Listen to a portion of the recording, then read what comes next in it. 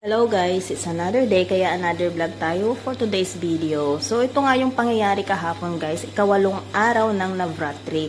So kami nga ay naghanda ng ipamimigay para sa mga bata guys, batang babae. So 7 batang babae ang aming bibigyan ng pagkain. Ayan yung puri, halwa, tsaka yung ating chule. Ayan, tsaka may mga sweet, nyog, ayan guys. So si Mami G talagang nagluluto guys sa mga ganitong festival, no. So ako ay nag-a-assist lang. So ayan yung mga lagayan guys. Nilalagay ko na bawat lunchbox nga is tig-2 puri.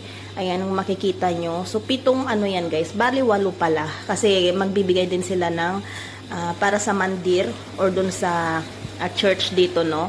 So, ayan. So, ako yung naglagay. So, nilagyan ko, yung pagkatas maglagay ng puri, meron ng nyog din yan, guys. Si Papa G ang nagcut ng mga nyog. Then, bawat lunchbox, naglagay din si Papa G, sabi niya, ng apple. Ayan. So, naglalagay ako ng halwa, guys. Parang biko style dito sa India. Pero, mas masarap pa rin ang biko natin, guys. Kasi, yung halwa is walang gata. Dito sa North India, guys, hindi uso ang gata. Ang gata is sa South India. Ayan, kasi nga doon ay mura ang nyog. Dito kasi guys is kind of mahal ang nyog. So ayan, naglalagay na rin ako ng apple bawat lunchbox. So dati is pera, may pera yan. Pero this time hindi kami nagbigay ng pera, guys. So bawat lunchbox din is naglalagay ako ng thread para panali sa right hands, guys, ng mga bata. So ayan na yung itsura niya. So sakto lang yung lunchbox na binili nila. Malalim siya. So, ayan si Jazz. Bago nga namin ipamigay yan, magpupuja muna kami. Ayan. So, makikita nyo dyan si Mr. Inaasar pa si Jazz. So, tinatalian siya ni Mami G ng thread sa kanyang right hand. So, dapat sa right hands, guys. Then, tinalian na rin ako dyan ni Mami G, pero hindi nakuha sa camera. Then, naglagay si Mami G sa akin ng yung parang pula, guys, sa noo, tsaka sa may bandang ulo. Ayan. Then, pati si Jazz sa may kanyang noo. Si Mr. guys, ayaw niya talaga nang nagpapalagay sa kanyang mukha. So, sa kamay lang siya. Ayan. So, lagi siyang special, guys. Naiiba lagi. Kasi nga, di ba, kind of sensitive ang kanyang balat. So, ayan. Mag-start na nga kami magpuja, guys, bago nila ipamigay yung mga food. So, si Jazz is maglilid ng dyan, ng dasal. Or parang kanta siya, guys, sa Hanumanji yata yun. 저기 보고요. 옴제 저기 Just guide. Jai Ganesha, Jai Ganesha, Jai Ganesha Deva, Prajapati Pita Mahadeva. जय गणेश जय माता दी। जय माता दी। So, ayan na nga guys. Ang cute lang kumanta ni Jazz. So, ayan, sinasara na namin ni Mami G yung mga lunchbox para ipamigay na, ready to give na sila. Silang 3 lang guys ang lalabas. Actually, yung ibang mga bata guys is nagpupunta bahay-bahay. Pero kami, na lang, binibigay na lang nila sa labas. So, kung sino yung madaanan nila, bibigyan yata nila, mga ganun. Or may mga grupo ng bata din sa labas guys. Kung saan iaabot na lang nila. Ayan, so napak ko na nga. So yung isang natira guys is para sa mandir yan. Mandir sa temple sa labas. So ayan na si Jazz, ready to go na rin siya. Ayan. Hello guys, it's another day kaya another vlog tayo for today's video. So day 2 ko na nga guys ng aking pag-general cleaning dito sa aming bahay bago sumapit ang biggest festival dito sa India, ang Diwali.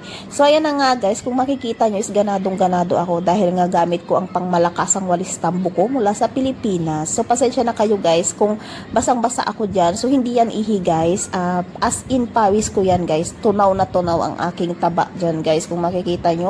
Halos parang akong binuhusan ng isang balding tubig dyan guys. So patapos na ako that time guys, na-dusting ko na lahat. So yung last na ginawa ko na lang is yung aming ceiling fan. So siya guys, maalikabok talaga siya kasi nga once a year lang yan nalilinisan. So ayan na nga guys, so patapos na ako dyan. So Sabado guys ang aking last. Bukas ang isusunod ko is yung room, tsaka yung aming dining part. Tingnan nyo naman, naligo ako sa pawis. So kahit hindi na ako mag-exercise, carry bells na. So 3 days na ako walang exercise dahil nga naglilinis ako, no. So, ayan. Ayan na yung aftermath. Charot. Aftermath. Ayan. Ano ba? Ceiling fan.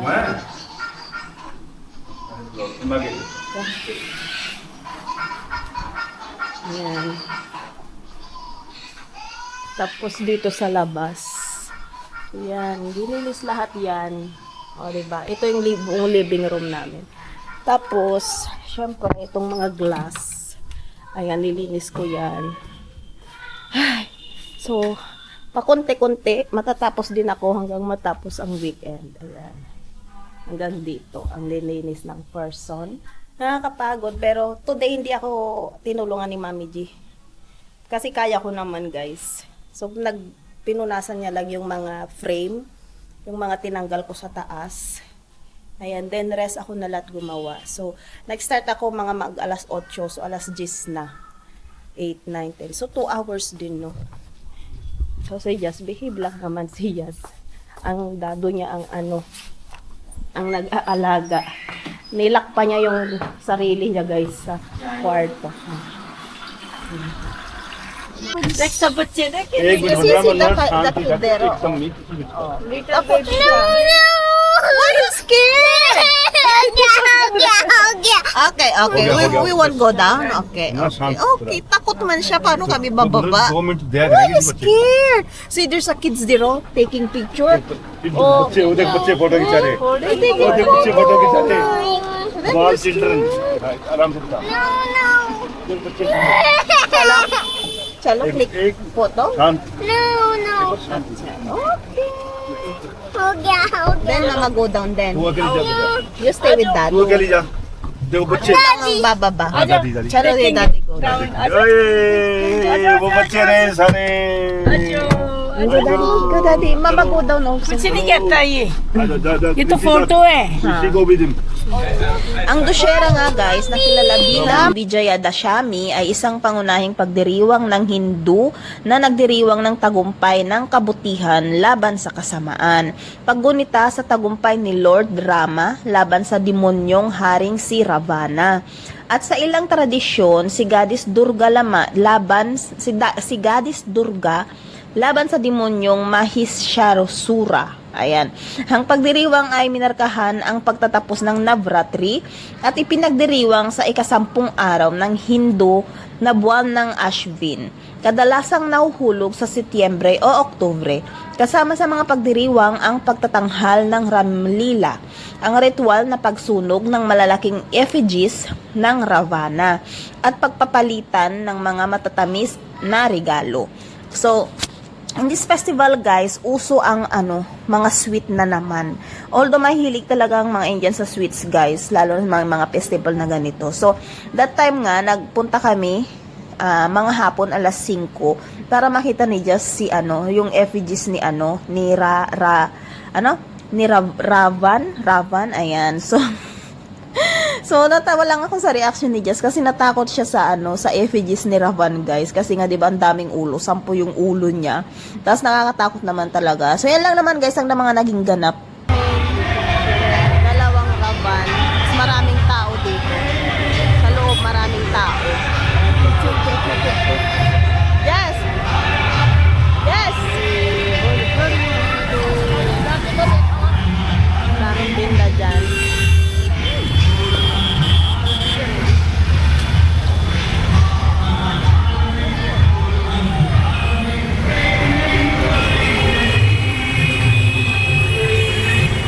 Rawan और यहाँ के Sa loob, maraming tao. Naghihintay. Mamayang gabi pa yan susunugin.